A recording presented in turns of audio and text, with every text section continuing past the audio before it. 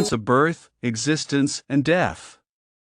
The three currents of birth, existence, and death present in abstract elements spring into action in rotation and cause process of repetition of the units of abstract elements.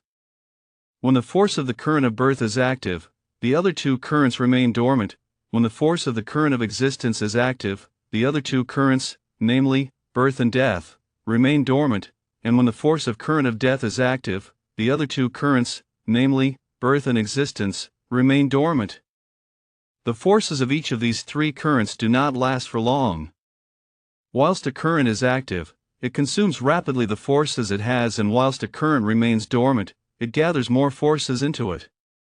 Since only one current turns active at a time, there are always two currents in course of gathering strengths of forces in dormancy.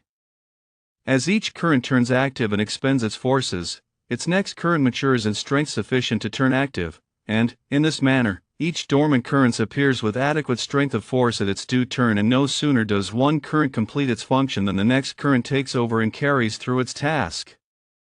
The first current is followed by the second by the third, and the third by the first, or as it happens, the activity of the current of birth is followed by the current of existence, the current of existence is followed by the current of death, and the current of death is followed by the activity of the current of birth, and, in this order, the cycle of repetition turns. That's all for today's session. But there's so much more to uncover. Stay tuned for our next lecture as we continue exploring the Buddha's profound explanation of life and the universe. Don't forget to like, share, and subscribe so you don't miss out. See you next time.